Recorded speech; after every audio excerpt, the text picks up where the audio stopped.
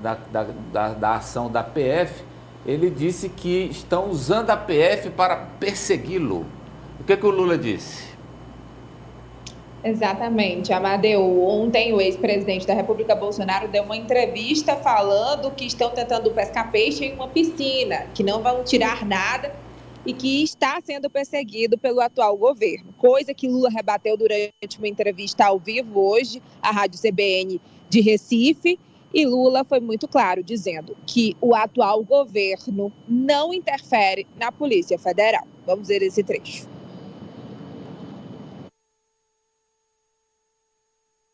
Lá que ele falou uma grande asneira. O governo brasileiro não manda na Polícia Federal. Muito menos o governo brasileiro manda na Justiça. Ou seja, você tem um processo de investigação, você tem decisão de um ministro da Suprema Corte que mandou fazer busca e apreensão sob suspeita de utilização com má fé pela ABIN, dos quais o delegado que era responsável era ligado à família Bolsonaro, e a Polícia Federal foi cumprir um mandato da Justiça. Lula também falou que o ex-presidente é que tentava interferir no órgão. Vamos ver esse trecho.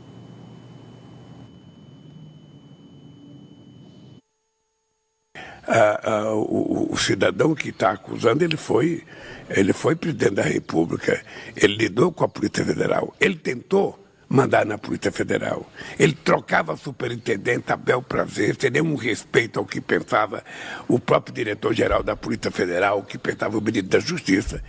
E eu acho que tem que funcionar as coisas de acordo com os interesses da instituição.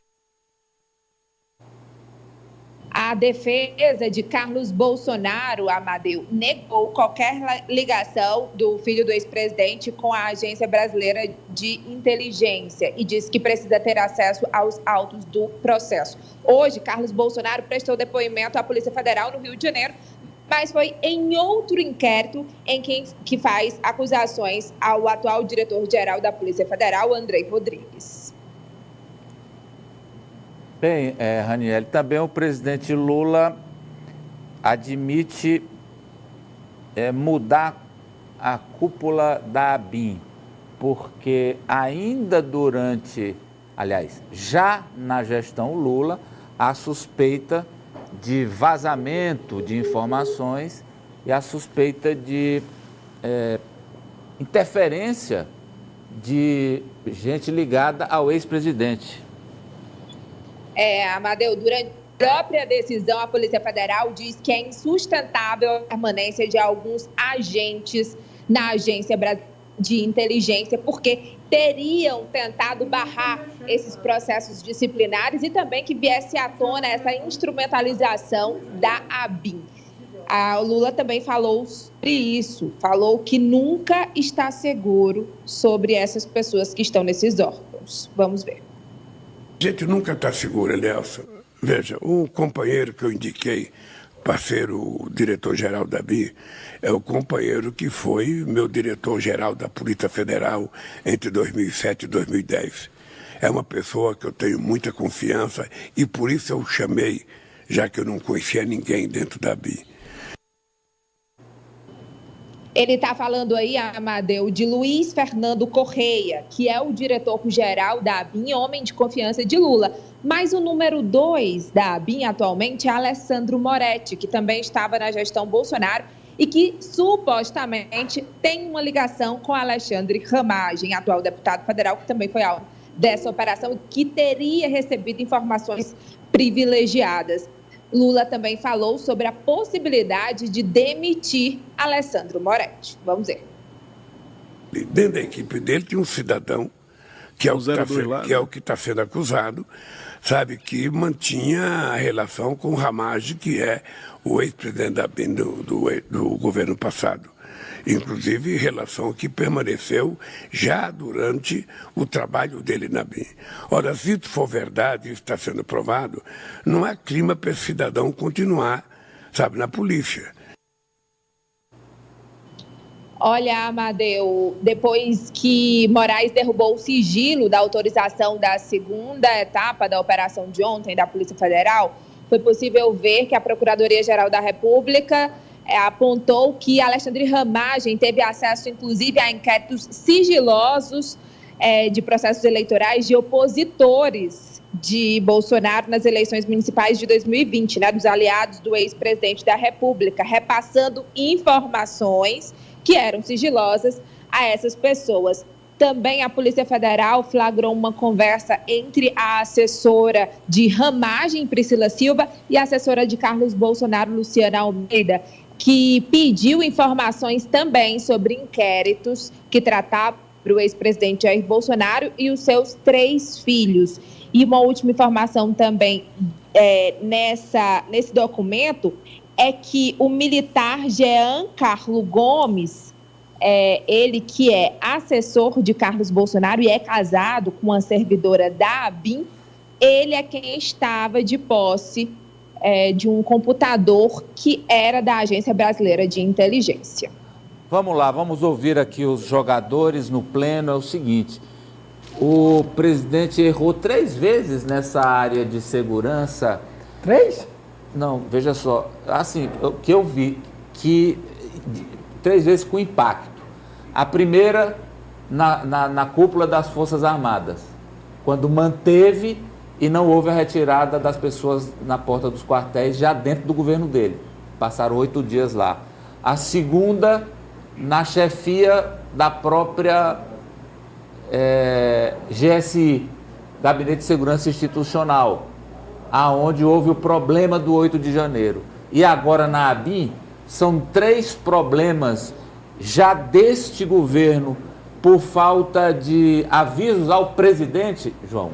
Não, aviso não. O presidente ele mesmo agiu com imprudência. Na medida que ele não trocou toda a cúpula. Como é que eu tenho uma instituição responsável pela inteligência do governo e eu não troco a cúpula, eu troco 1 ou 2?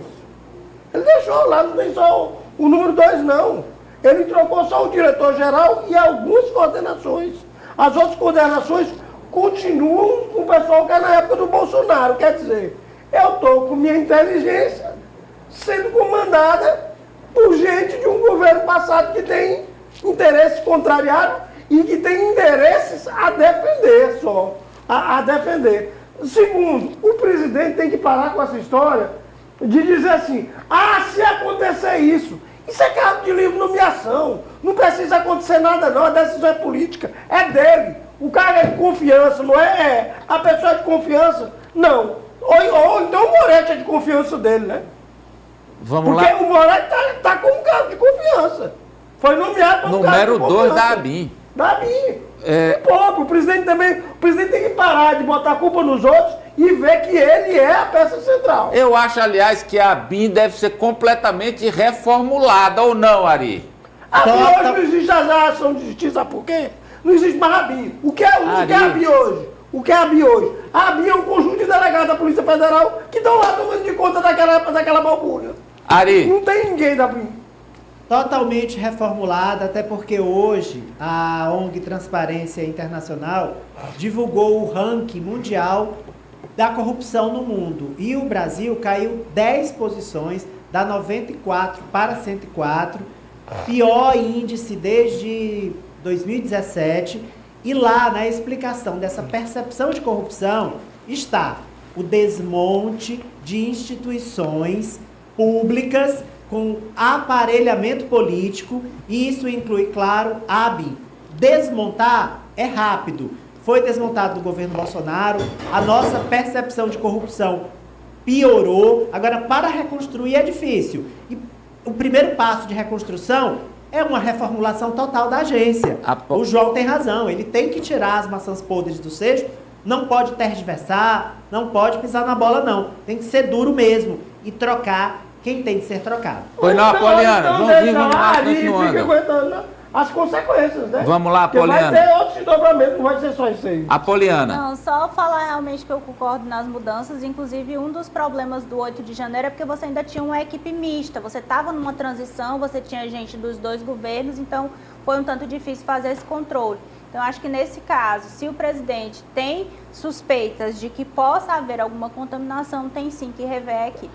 Mas é só para esclarecer essa questão de equipe mista. Em transição, normalmente existe a equipe mista em todas as transições. Mas eu já participei de governo, inclusive de equipe de transição. O que acontece? Você chama 2 representantes do governo passado e deixa do seu lado. E depois que termina, sai.